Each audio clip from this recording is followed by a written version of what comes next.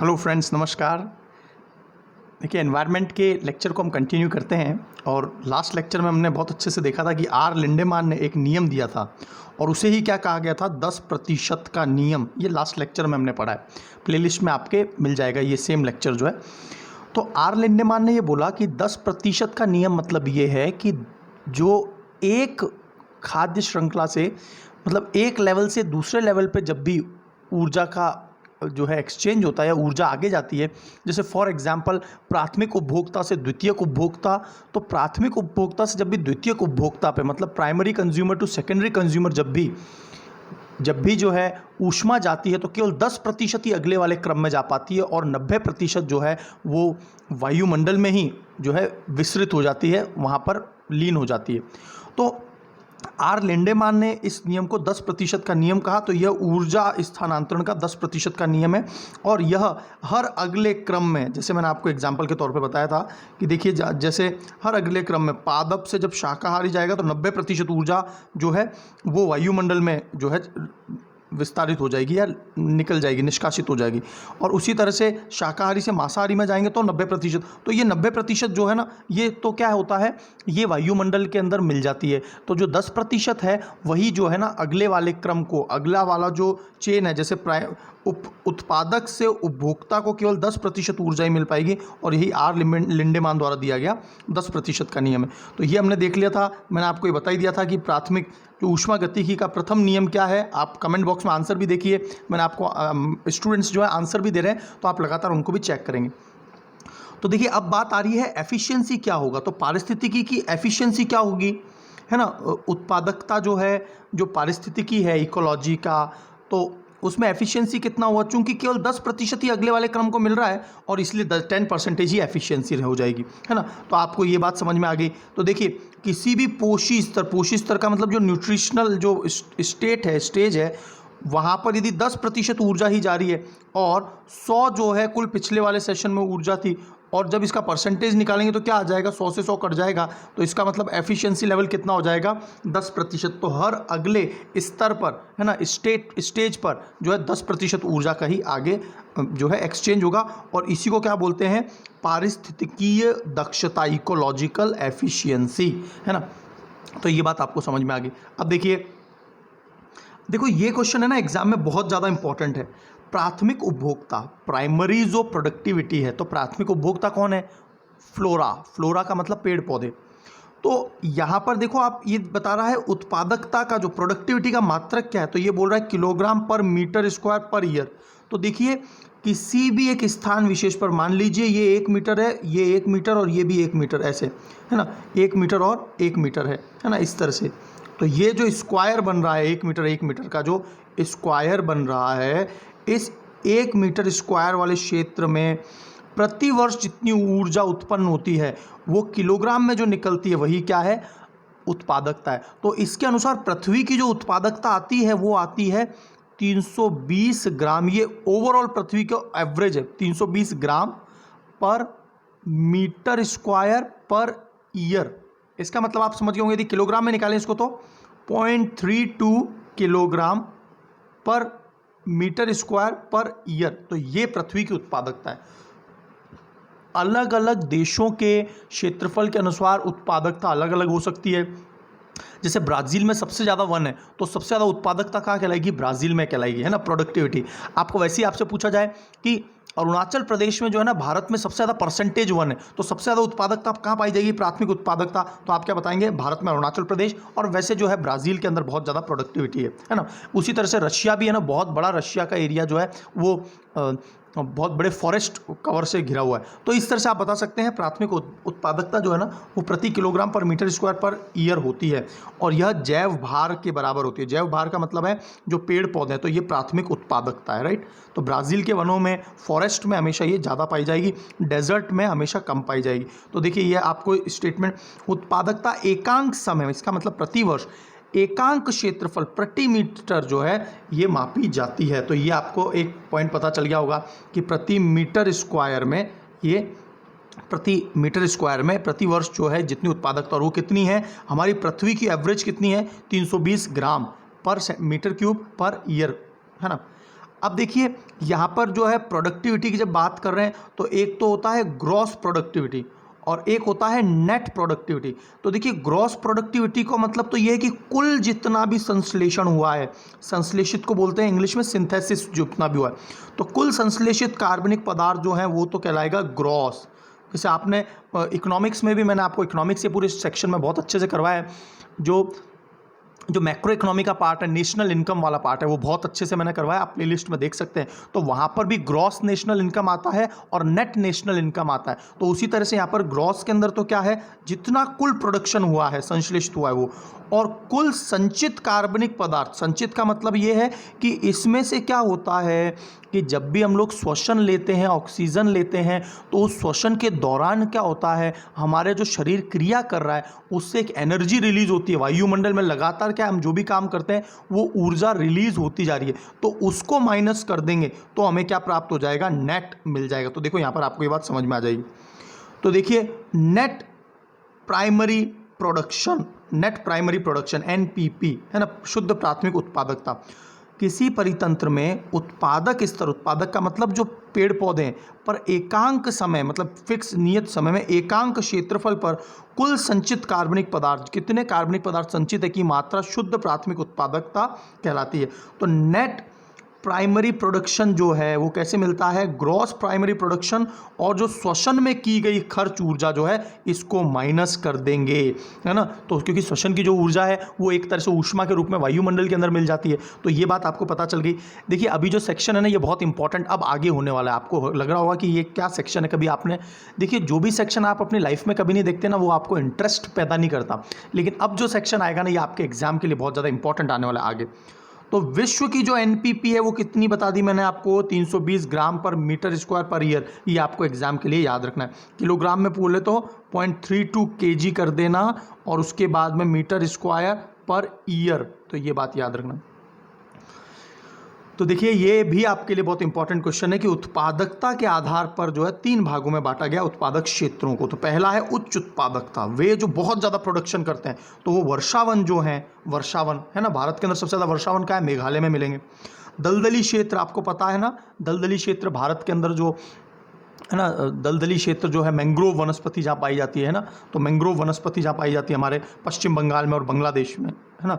और प्रवाल भित्ति, ये प्रवाल भित्तियाँ जो होती हैं ना, जिनको कोरल रीफ्स कहा जाता है, भारत के अंदर ये 4 जगह मिलती है कोरल रीफ्स, प्रवाल भित्तियाँ, है ना। एक तो अंडमान निकोबार, एक लक्षद्वीप, एक मन्नार की खाड़ी और एक कच्छ का सागर जो है ना, वहाँ पर इन 4 जगह पर हमारे को क्या मिलती है, कोरल रीफ्स मिलती है। भारत में 4 जगह, और विश्व की सबसे बड़ी कोरल रीफ जो है वो ग्रेट बैरियर रीफ है, जो कि ऑस्ट्रेलिया के तट पर मिलती है।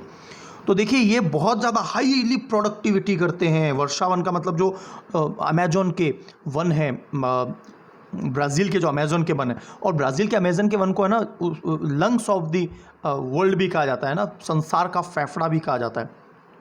मध्यम उत्पादकता क्षेत्र देखो क्या होता है, घास जो मैदान होते हैं ना, घास के मैदानों में कभी भी क्या है, नमी ज़्यादा नहीं पाई जाती है, और इसके कारण वहाँ पर पेड़ पौधे नहीं उग पाते हैं। जैसे घास के मैदान का मैं कुछ एग्जांपल देता हूँ आपको, प्रेरीज है ना, इसके अलावा जो है लानोस है ना, और लानोस और कैंपस है ना, प्रेरीज, तो ये सभी जो है ये वेल्ड्स, डाउन्स, तो ये सभी क्या है, घास के मैदान है। तो घास के मैदान में क्या होता है, पेड़ पौधे ज़्यादा नहीं होते, तो पादप जितनी ऊष्मा ऊर्जा को बना सकता है ना, उतने घास जो है ना उतना ही कम होता है। घास इतनी प्रोडक्टिविटी नहीं मानी जाती है घास की।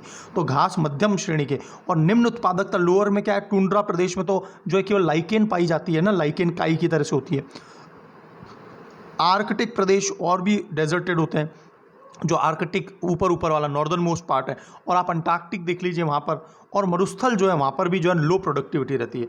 तो देखिए अब आगे जो आने वाला सेक्शन है ना वो बहुत इंपॉर्टेंट है, तो जो है आप जुड़े रहिए। देखो अब आगे का जो सेक्शन आएगा इसके बाद वो बहुत इंपॉर्टेंट आने वाला है।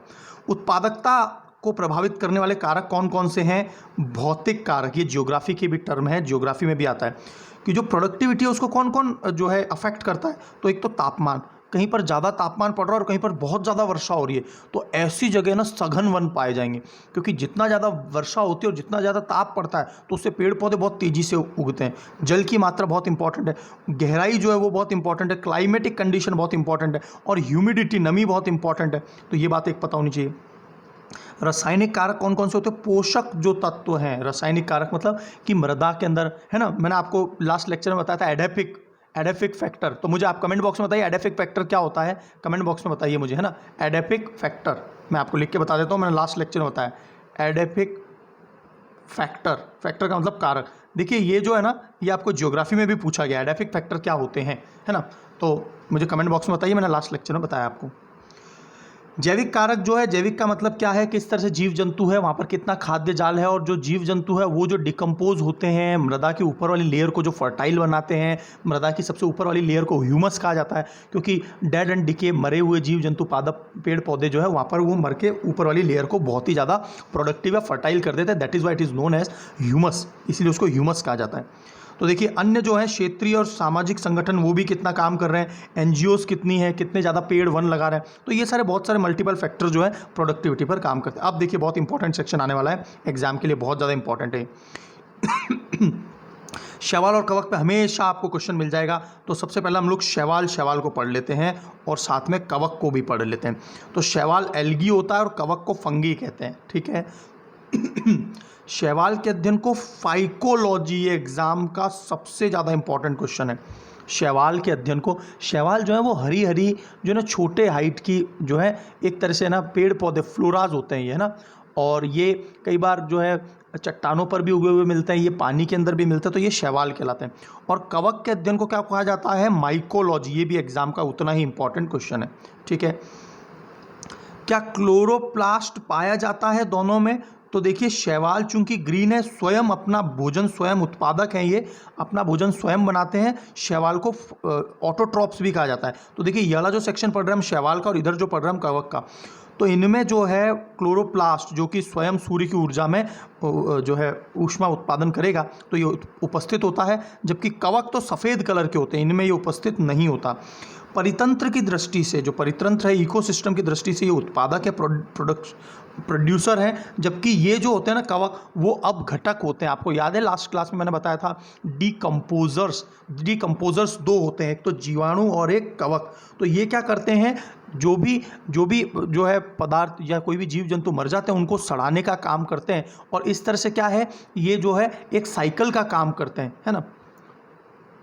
अब देखिए भोजन का संचय किस रूप में होता है शैवालों में? स्टार्च के रूप में। स्टार्च किसका बहुलक है? स्टार्च किसका बहुलक है? ग्लूकोज का। जैसे आलू के अंदर सबसे ज़्यादा स्टार्च मिलता है तो वो क्या है? कार्बोहाइड्रेट है। जबकि ग्लाइकोजन के रूप में संचित क्या रहता है इसमें? ऊर्जा ग्लाइकोजन के रूप में संचित रहती है। किसमें? कवक में ग्लाइकोजन के रूप में। मानव शरीर में भी ऊष्मा या ऊर्जा किस रूप में संचित रहती है? ग्लाइकोजन के रूप में संचित रहती है। अब देखिए आ रही है बात कोशिका भित्ति। देखिए आपको जो है एनवायरनमेंट का मैं पूरा सेक्शन है इन डेप्थ सारा करवा दूंगा। ये वाला सेक्शन जो मैं अभी चल रहा है पीडीएफ, इसके अलावा भी मैं बहुत सारा सेक्शन करवाऊंगा, ताकि क्या हो जाए आपका जो है ना चेकमेट प्रोग्राम तैयार हो जाए। चेकमेट प्रोग्राम का मतलब होता है कि कहीं से भी क्वेश्चन बाहर नहीं जाएगा, सब कुछ इसी के अंदर से आएगा। तो इसीलिए मैं क्या इन डेप्थ सारे एक एक पॉइंट्स को आपको कवर करता हुआ चल रहा हूँ। तो कोशिका जो भित्ति होती है, आउटर जो लेयर होती है, आपको पता है ना कि पादपों की जो कोशिका होती है उसके बाहर कोशिका भित्ति पाई जाती है। जंतुओं के बाहर जो कोशिका के लेयर पाई जाती है उसको सेल मेम्ब्रेन या है ना सेल मेम्ब्रेन, कोशिका झिल्ली कहा जाता है। तो आप मुझे कमेंट बॉक्स में बताइए कि कोशिका झिल्ली किसकी बनी होती है, सेल मेम्ब्रेन किसकी बनी होती है, और सेल वॉल जो कि पादपों में होती है वो किसकी बनी होती है। तो इसकी जो कोशिका भित्ति है ना, ये पादपों के अंदर सेल्यूलोज पाया जाता है, तो ये कोशिका भित्ति सेल्यूलोज भी एक प्रकार का कार्बोहाइड्रेट ही होता है। और कवक के जो बाहर की जो लेयर होती है वो किसकी बनी होती है? काइटिन की। आप एक बहुत अच्छा क्वेश्चन याद रखना कि जितने भी कीट पतंगे हैं उनमें सब में जो उनका बाहर का लेयर है वो काइटिन कहलाता है। पॉइंट क्लियर है? तो कीट पतंगों के बाहर का खोल काइटिन का बना होता है, राइट। और ये काइटिन किसका बना होता है? तो ये भी ग्लूकोज का बना होता है। सेल्यूलोज भी किसका बना हुआ है? ग्लूकोज का। और कार्बोहाइड्रेट, सेल्यूलोज और स्टार्च, ये तीनों ग्लूकोज के बहुलक है। ग्लूकोज क्या होता है? C6H12O6। इस ग्लूकोज का बहुलक स्टार्च है, कार्बोहाइड्रेट है और सेल्यूलोज है। और काइटिन भी किसका होता है? ग्लूकोज का बना होता है। पॉइंट क्लियर है? पोषण की दृष्टि से यह अपना भोजन स्वयं बनाते हैं, इसलिए इनको ऑटोट्रॉपिक कहा जाता है। आपको इंग्लिश टर्म्स हमेशा पता होने चाहिए। और ये पोषण की दृष्टि से दूसरों पर निर्भर रहते हैं। जो जीव मर जाते हैं उनके ऊपर डिपेंडेंट होते हैं। That is why these are known as saprophytic, saprophytes कहलाते हैं। सैप्रोफाइट बहुत ज़्यादा टर्म आता है। और डिकम्पोजर आपको पता है, जो अपघटक होते हैं, तो उनका एग्जाम्पल क्या है? कवक और जीवाणु।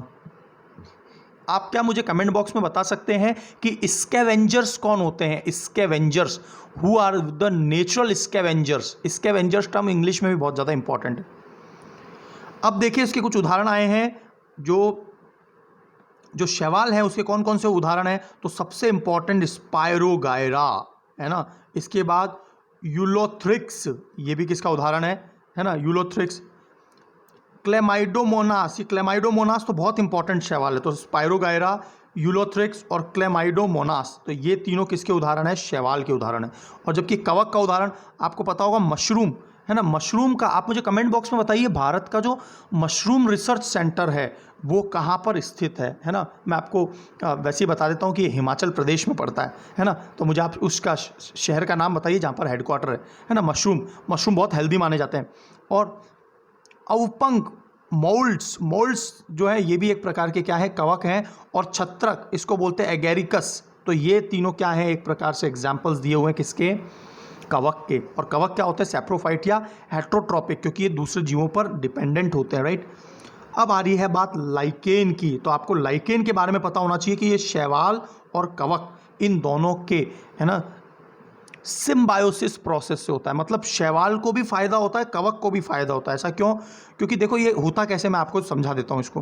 जैसे मान लीजिए ये ज़मीन है, तो इसके ऊपर क्या है? ये शैवाल है, ये शैवाल, सॉरी ये ज़मीन है, इसके ऊपर क्या है? ये कवक है, राइट। और कवक के ऊपर क्या उग रहे हैं? कवक के ऊपर ये शैवाल है, जो ये मैंने ऊपर ये बना रहा हूँ ये। तो अब क्या होगा कि सूर्य से जो ऊष्मा लेगा तो ऊर्जा तो ये बना लेगा, और ज़मीन से जो पोषक पदार्थ है वो कवक बना देंगे, राइट। ये कवक है नीचे वाले और ऊपर शैवाल है। तो क्या होता है कि शैवाल तो इनको ऊर्जा दे देते हैं, जबकि पोषक पदार्थ ये किससे प्राप्त कर लेते हैं? कवक से। तो यही लाइकेन होते हैं, जो काई जैसे पदार्थ दिखाई देते हैं ना। आप कभी भी काई को हटाएंगे तो आपको काई का जो ऊपर हरा हरा पार्ट हटाएंगे ना, तो नीचे सफ़ेद सफ़ेद पार्ट दिखेगा, और वही क्या है? कवक है। तो यही सही सहज जीवन है। इसको बोलते हैं सिम्बायोसिस। क्या बोलते हैं? सिम्बायोसिस याद रखना, सहज जीवन। और ये स्वतंत्र नहीं रह सकते, ये दोनों आपस में एक दूसरे के ऊपर डिपेंडेंट ही रहते हैं। जिस प्रकार कोरल रीफ्स जो होते हैं, प्रवाल भित्तियाँ, उनमें क्या होता है कि कैल्शियम कार्बोनेट जो है उसके नॉर्मली पदार्थ के जूजेंथेले नाम के जीव होते हैं, जो कभी भी मूव नहीं कर सकते। मैंने क्या बोला? कोरल रीफ में जूजेंथेले नाम के जीव होते हैं। वो हमेशा एक स्थान पर फिक्स पकड़े हुए रहते हैं, एक ही जगह पर रहते हैं, और उनके ऊपर शैवाल उगती हैं। और वो जो समुद्र के अंदर बहुत सुंदर सुंदर, आपने देखा होगा गोताखोर जब जाते हैं तो बहुत सुंदर सुंदर कलरफुल जो पूरा जो एनवायरनमेंट है अंदर का, वही कोरल रीफ्स हैं। और दुनिया में सबसे ज़्यादा जो ऑक्सीजन प्रोड्यूस कर रहे हैं ना, वो कोरल रीफ्स प्रोड्यूस कर रहे हैं। और इसीलिए हम लोग बहुत चिंतित हैं, क्योंकि थोड़ा सा भी जो हमारी प्रकृति में टेम्परेचर चेंज होता है, तो जो है ना केवल 1 डिग्री के अंतर से ही क्या है, जो जूजेंथेले वो मर जाते हैं, और इसके कारण जो है ना पूरा का पूरा शैवाल खत्म हो रहे हैं। और इसी को क्या बोला जाता है? इसी के कारण क्या होता है? इसको बोलते हैं कोरल ब्लीचिंग। इसे क्या बोला जाता है? एग्जाम में बहुत बार आता है। What is coral bleaching? BLEACHING, coral bleaching. Coral का मतलब प्रवाल भित्तियाँ, ब्लीच आपको पता है, ब्लीच करवाने मतलब रंग उड़ाना है ना। ब्लीचिंग पाउडर का फॉर्मूला कमेंट बॉक्स में बताइए। ब्लीच का मतलब होता है रंग उड़ाना। तो ये कोरल्स जो है ना पूरी तरह से तबाह हो जाते हैं। कब? हल्का सा भी टेम्परेचर या एसिडिक चीज़ें, ज़्यादा एसिड या प्रदूषण के कारण क्या होता है? कोरल रीफ्स खत्म होते जा रहे हैं। तो ये बात समझ में आ गई। तो लाइकेन को और क्या कहा जाता है? शैक भी कहा जाता है। और यही लाइकेन है ना एयर पोल्यूशन के और वाटर पोल्यूशन के ना बहुत बड़े इंडिकेटर्स होते हैं, क्योंकि ये अपने रंग को बदल लेते हैं। आपने सुना होगा नीले लिटमस पत्र और लाल लिटमस पत्र, तो वो भी इन लाइकेन से ही बने होते हैं, क्योंकि जैसे ही एसिडिक या बेसिक चीज़ आती है तो वो अपना रंग बदल लेते हैं, लाल से नीला, नीले से लाल। तो आप मुझे कमेंट बॉक्स में बताइए, लाल से यदि कोई लिटमस पत्र लाल से नीले में कन्वर्ट हो रहा है तो उसमें एसिड डाला गया है या बेसिक डाला गया है? एसिड का मतलब अम्ल डाला गया है, क्षार डाला गया है। और यदि कोई लिटमस पत्र लाल से नीला हो रहा है तो उसमें एसिड डाला गया है या बेसिक डाला गया है, मतलब अम्ल डाला गया है, क्षार डाला गया। ये मुझे आप कमेंट बॉक्स में आंसर बताइए, है ना। ये क्वेश्चन हमेशा पूछे जाते हैं, लाल लिटमस पत्र और नीले लिटमस पत्र, ठीक है। तो लाइकेन जो है वो SO2, देखो सबसे ज़्यादा खतरनाक प्रदूषक कोई माना जाता है ना, याद रखना, कार्बन डाइऑक्साइड नहीं है, कार्बन मोनोऑक्साइड भी नहीं है, सबसे ज़्यादा खतरनाक प्रदूषक है सल्फर डाइऑक्साइड, है ना। ये सबसे ज़्यादा, और इसके प्रति जो है ये सबसे ज़्यादा हाईली सेंसिटिव होते हैं, ठीक है। तो इसमें जो एक विशेष प्रकार का जो लाइकेन है वो है ओस्निया। ये ओस्निया जो है, ये ओस्निया नॉर्मली है ना जो चट्टानों पर भी मिलता है, ओस्निया नाम का जो लाइकेन है। तो ये बात समझ में आ गई। तो देखो शैवाल जो है इनको पोषण के रूप में जो ऊर्जा बनी है भोजन वो कवक को देता है, और कवक जो है जल और खनिज लवण जो है वो शैवाल को देते हैं। इस तरह से ये अपना जीवन सिम्बायोसिस के दौरान चलाते हैं, है ना। तो इस प्रकार परस्पर एक दूसरे को ये जीव लाभान्वित करते हैं और इसको सह परोपकारिता कहा जाता है, मतलब दोनों एक दूसरे की मदद कर रहे हैं, तो म्यूचुअलिज्म भी इसे कहा जाता है। तो ये पॉइंट क्लियर हो गया, म्यूचुअलिज्म। तो दो जीवों के मध्य ऐसा अंतर संबंध जिसमें दोनों जीवों का परस्पर फायदा हो रहा है, तो शैवाल का भी फायदा हो रहा है और कवक का भी फायदा हो रहा है, तो यही क्या है, म्यूचुअलिज्म है। इस तरह के सभी टर्म्स आपको अभी क्लियर होने वाले हैं। सह परोपकारिता को हेलोटिज्म भी कहते हैं, तो ये हेलोटिज्म शब्द भी याद रखना, सह परोपकारिता को हेलोटिज्म भी कहा जाता है। देखिए रोसेला नाम का जो लाइकेन है उसी का प्रयोग लिटमस पत्र में किया जाता है, जो कि क्या है, अम्ल और क्षार का इंडिकेटर या सूचक है। तो रोसेला याद रखेंगे। कमेंट बॉक्स में आप मुझे बताइए कि आपने जरूर एक नाम सुना होगा, बार बार आजकल एग्जाम में आने लग रहा है, international space centre. International space centre जो कि 6 देशों ने मिलकर बनाया है, और वहाँ पर है ना ये कोशिश कर रहे हैं कि बिना ग्रेविटी के, बिना वायुमंडल के जीवन संभव है या नहीं। ये बेसिकली इंटरनेशनल स्पेस सेंटर का उद्देश्य है। वहाँ आज भी जो है ना कई सारे लोग अंदर ही रहते हैं, है ना, और समय समय पर क्या है उनको खाना आपूर्ति वगैरह भी होती रहती है।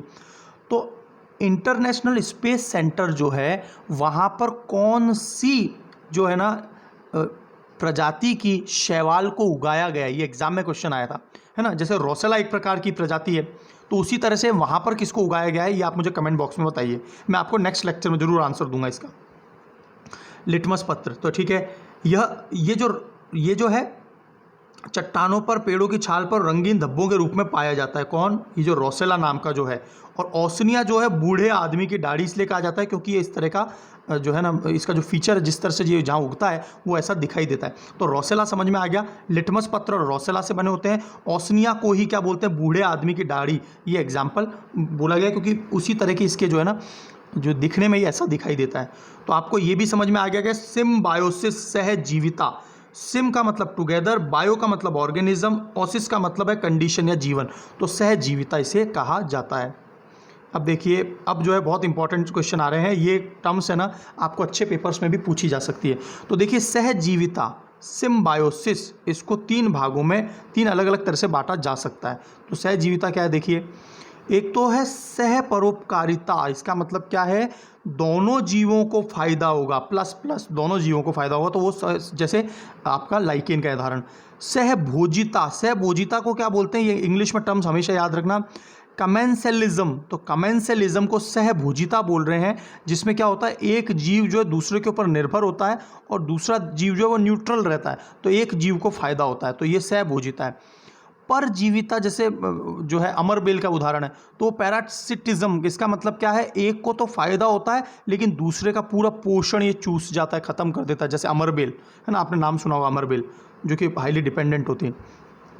तो देखिए अब जो है, अब ये जो टॉपिक है आपको मैं एकदम श्योर बता रहा हूँ कि इस टॉपिक के ऊपर, जो अब टॉपिक आया इसके ऊपर हमेशा एग्जाम में क्वेश्चन पूछे जाते हैं, विशेषकर यदि एनवायरमेंटल बेस्ड यदि पेपर है, जैसे पीआरटी है ना, जितने भी टीचर्स के एग्जाम्स हैं उनमें हमेशा ये क्वेश्चन मैंने हमेशा पेपर्स में देखा है कि पारिस्थितिकीय पिरामिड, ये जो स्तूप है, पारिस्थितिकीय पिरामिड क्या होता है और इसकी अवधारणा किसने दी है, तो आपको एकदम पिक्चर क्लियर कर दूंगा। और ये आज सेक्शन का सबसे लास्ट और सबसे इंपॉर्टेंट टॉपिक है पूरे एनवायरनमेंट का।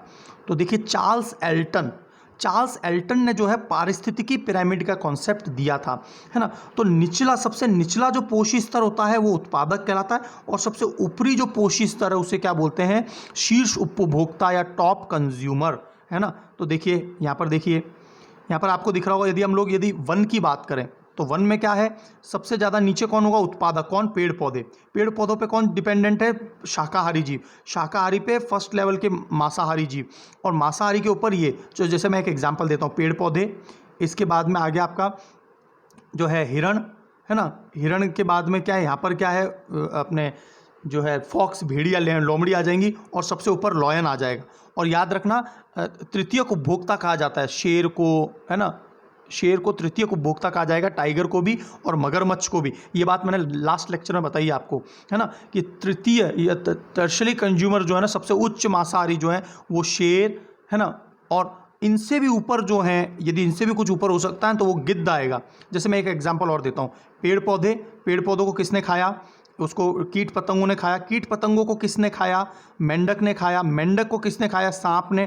और सांप को किसने खाया, गिद्ध ने। तो सबसे चौथा लेयर जो है वो गिद्ध का होता है। और इन गिद्ध को या क्रोज, कौओं को, है ना, चील को, बाज को, है ना, फाल्कन को, ईगल को, इनको क्या कहा जाता है, स्कैवेंजर कहा जाता है, जो मैंने आपसे थोड़ी देर पहले प्रश्न पूछा था। तो ये बात समझ में आ गई। तो सबसे नीचे उत्पादक होते हैं, प्रोड्यूसर, और सबसे ऊपर कौन होते हैं, टॉप कंज्यूमर होते हैं। तो यही बात यहाँ पर आपको लिख के बता रहा है। चार्ल्स एल्टन ने जो है पारिस्थितिकी जो पिरामिड है ना, पिरामिड का कॉन्सेप्ट है वो चार्ल्स एल्टन ने दिया। सबसे नीचे वाली लेयर हमने क्या बताई, जो प्रोड्यूसर है, उत्पादक, और सबसे ऊपर वाला टॉप कंज्यूमर। इसमें अपघटक को शामिल नहीं किया जाता। जो डिकम्पोजर है ना, कवक और जो कवक और जीवाणु है, उन्हें शामिल नहीं किया जाता।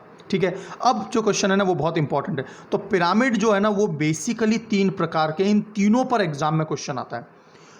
तो पिरामिड को एक तो संख्या के आधार पर बनाया गया है, कि जहाँ पर किसी विशेष क्षेत्र में वहाँ पर जीव जंतुओं की संख्या के आधार पे, किसी विशेष स्थान विशेष पर, जैसे मान लीजिए जंगल की बात करी तो वहाँ पर जैव भार, बायोमास, ये तो है बायो नंबर, ये है बायोमास। बायोमास का मतलब है जैसे पेड़ पौधों का भार मैं टोटल निकालूं तो सबसे ज़्यादा होगा, उससे कम किसका होगा, प्राथमिक उपभोक्ता का। द्वितीयक उपभोक्ता और कम होंगे। और आपको पता है बाघ और शेर तो कितने होते हैं, पूरे बड़े से जंगल में 2, 4, 5 ही होते हैं। तो जैव भार में सबसे कम भार किसका होगा, तो वो शेर वगैरह का होगा।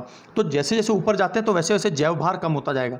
और ऊर्जा की दृष्टि से, ऊर्जा का मतलब सबसे ज़्यादा ऊर्जा वैसे भी किस में होगी, सबसे, क्योंकि आपने अभी थोड़ी देर पहले आर लिंडेमान का रूल पढ़ा है कि हर अगले स्तर पर जाते जाते 10% जो है ऊर्जा कम होती जाती है। तो इसीलिए जो है ना सबसे नीचे वाला जो है उत्पादक वो हमेशा जो है बहुत ज़्यादा होगा, और शीर्ष उपभोक्ता में ऊर्जा सबसे कम होगी। ये आपको सीधी सी बात क्लियर है, क्योंकि हर अगले स्तर पे 10% ऊर्जा ही आगे प्रवाहित हो रही है। तो इसीलिए ऊर्जा के पिरामिड सदैव सीधे बनते। ये एग्जाम में कई बार पूछा है कि energy pyramid will always be straight, हमेशा सीधे होंगे। लेकिन जैव भार का पिरामिड सीधा भी हो सकता है, उल्टा भी हो सकता है। वैसे संख्या के आधार पर भी सीधा भी हो सकता है, उल्टा भी हो सकता है। तो यही जो क्वेश्चन है ना, इतने से क्वेश्चन ये एग्जाम में बहुत ज़्यादा पूछे जाते हैं। तो आपको एक बार फिर बता देता हूँ, ऊर्जा का पिरामिड सदैव सीधा बनता है। जैव भार का पिरामिड पर्टिकुलर जल में उल्टा होता है, बाकी स्थल तंत्र में सीधा होता है। अब इसके एग्जाम्पल्स नीचे आ रहे हैं। वृक्ष का जो है वो हमेशा उल्टा होता है संख्या के आधार पर, जबकि शेष सभी का सीधा होता है। तो देखिए कैसे है, आपको भी समझ में आ जाएगा। तो देखिए यहाँ पर जो है संख्या के आधार पर आपको ये 2 एग्जाम्पल दिए। तो आपको पता है घास, पेड़ पौधे सबसे ज़्यादा होंगे संख्या में, आप कैलकुलेट करेंगे तो सबसे ज़्यादा ये पाए जाएंगे। उसके बाद बकरी पाई जाएगी, उसके बाद लोमड़ी, और सबसे कम कौन पाया जाएगा, शेर। तो आपको दिख रहा है कि ये ऊपर जैसे से जाते जा रहे हैं, क्रम कम होता जा रहा है। इसलिए घास का जो पिरामिड है संख्या का, वो तो हमेशा सीधा है। लेकिन एक वृक्ष का पिरामिड देखिए, तो हमने क्या देखा था, सबसे नीचे कौन आता है, जो उत्पादक है। वृक्ष के ऊपर आपने देखा होगा एक ही वृक्ष पे बहुत सारे पक्षी होते हैं। उन पक्षियों को जो है ना कई बार ये मर जाते हैं तो इनको कीट खाते हैं, है ना। तो इस तरह से क्या है, पेड़ तो एक है संख्या में, लेकिन पक्षी और ज़्यादा हैं, और उन पर डिपेंडेंट कीट और भी ज़्यादा है। तो क्या दिखाई दे रहा है आपको कि सबसे कम संख्या किसकी है, एक। वृक्ष तो एक ही है, बाकी सबकी संख्या, पक्षी बहुत सारे हैं, कीट तो और भी ज़्यादा है। तो ये बढ़ता जा रहा है। तो ये पिरामिड कैसा है, इसकी तुलना में उल्टा है। तो याद रखना, जैव भार का जो एक वृक्ष का पिरामिड है वो सदैव उल्टा बनता है। ये एग्जाम में क्वेश्चन कई बार आया है। और एक और सेक्शन देख लेते हैं हम, कि देखिए जब हम लोग बात करेंगे पानी में, जल में, तो देखिए समुद्र में क्या होता है पिरामिड, समुद्र में देखिए सबसे, जब जैव भार की बात करें तो भार का हिस्से में देखें तो आप सबसे बड़ी मछली देखिए ब्लू व्हेल, तो उनका भार सबसे ज़्यादा होता है, जबकि समुद्र के अंदर ना शैवाल वगैरह बहुत ही कम पाई जाती हैं। तो शैवाल सबसे कम है, उनके ऊपर जो कीट रहते हैं, है ना, उनके ऊपर जो कीट रहते हैं, है ना, तो फाइटोप्लैंक्टन, इन्हें क्या बोलते हैं, इन कीटों को क्या बोलते हैं, देखो शैवाल भी प्रोड्यूसर है, और फाइटोप्लैंक्टन, जैसे फाइटो जहाँ भी शब्द आ जाए ना उसका मतलब जीव, फाइटोप्लैंक्टन ये एक प्रकार के क्या होते हैं, स्वयं उत्पादन करते हैं अपना भोजन। फाइटोप्लैंक्टन को कौन खाते हैं, जू प्लैंक्टन खाते हैं, याद रखना, जू का मतलब जीव है, और जू प्लैंक्टन को कौन खाते हैं, छोटी मछलियाँ, बड़ी मछलियाँ सबसे, तो सबसे ज़्यादा जो भार होता है ना वो बड़ी मछलियों का होता है और सबसे कम शैवाल का होता है। तो समुद्र का जो जैव भार या बायोमास का जो पिरामिड है वो सदैव देखो कैसा बन रहा है, उल्टा। जबकि और किसी में देखेंगे आप जैव भार का तो सबसे ज़्यादा वेट किसका होगा, यदि हम जंगल में बात करें, आप वेट तोल के देखिए तो आपको पता चलेगा कि वृक्ष जो है सबसे ज़्यादा भारी है, प्राथमिक उपभोक्ता की संख्या उससे कम है और भार में भी वो कम है। सबसे शीर्ष के जैसे लॉयन वगैरह, उनका जब वेट निकालेंगे तो उनकी तुलना में ना जो है जितने भी जैसे लोमड़ी वगैरह इनका ज़्यादा होगा, और उससे भी ज़्यादा किसका होगा, भेड़ बकरी, देखा होगा आपने। जितने भी सहारा के, जब भी आप जो है ना नेशनल ज्योग्राफिक चैनल में देखते हैं तो शेर बाघ तो होते 2, 5, 8, 10, 100 मान लो, मैक्सिमम 100 मान लो, लेकिन कई हजारों की संख्या में, लाखों की संख्या में मवेशी है ना पानी को क्रॉस करते हैं। तो जो सबसे कम भार किसका होगा, मगरमच्छ का या शेर का या फिर टाइगर का, और सबसे ज़्यादा भार किसका होगा, वृक्ष का। तो इसीलिए क्या है कि जो समुद्र का जो जैव भार, बायोमास का जो पिरामिड है, वेट निकालें तो सबसे ज़्यादा वेट इनका आएगा। तो इसीलिए समुद्र का जो पिरामिड है या झील का जो पिरामिड है वो हमेशा उल्टा बनता है जैव भार का, जबकि ये सीधा बनता है। ये पॉइंट क्लियर हो गया आपको। तो आज मैं केवल इसी क्लास को जो है आपको पूरा कवर करवाना था, और आपको ये वाली बात भी क्लियर हो गई, शीर्ष उपभोक्ता, द्वितीयक, तृतीयक। एक पॉइंट और हम लोग इंटरेस्टिंग पढ़ लेते हैं, एक टॉपिक और है, वो क्या है देखते हैं। ये जो 2 पॉइंट है ना, ये एग्जाम के लिए बहुत ही ज़्यादा इंपॉर्टेंट है। किसी भी परितंत्र में उत्पादकों की संख्या सर्वाधिक होती है। उत्पादक का मतलब कोई सा भी, जो भी हमने देखा भले ही, है ना, तो उत्पादक जो है उसकी संख्या सर्वाधिक होगी। एक वृक्ष के परितंत्र को छोड़ दीजिए, वृक्ष में तो एक ही है, बाकी सभी में क्या है, उत्पादक बहुत ज़्यादा होंगे संख्या में, जैसे पेड़ पौधे संख्या में बहुत ज़्यादा है। किसी भी परितंत्र में सामान्यतः शीर्ष उपभोक्ताओं की संख्या सबसे कम होती है, ये हमने देखा ही है, शीर्ष उपभोक्ताओं की संख्या सबसे कम होती है। आप जो है, इसीलिए हमने जो है ना अपघटक को हटा दिया, वरना अपघटक तो बहुत छोटे छोटे जीवाणु, उनकी संख्या तो सबसे ज़्यादा हो जाती। तो अपघटक किसका हिस्सा नहीं है, जैव पिरामिड का हिस्सा नहीं है। आपको 3 प्रकार के पिरामिड समझ में आ गए, कौन कौन से हैं, एक तो जैव भार, बायोमास, दूसरा है बायो नंबर्स, जैव है ना संख्या के आधार पर, और तीसरा है ऊर्जा का पिरामिड। चूंकि हर अगले क्रम में जो है ऊर्जा 10% कम होती जा रही है, इसलिए ऊर्जा का पिरामिड सदैव सीधा बनता है। ठीक है, तो आपको सच में इंटरेस्ट आ रहा है क्लास में तो ज़रूर कुछ अच्छा सा स्टेटमेंट या कमेंट भी नीचे करा करें, और लाइक करना ना भूलें, और अपने दोस्तों के साथ शेयर करें। So wish you all the best, God bless you all.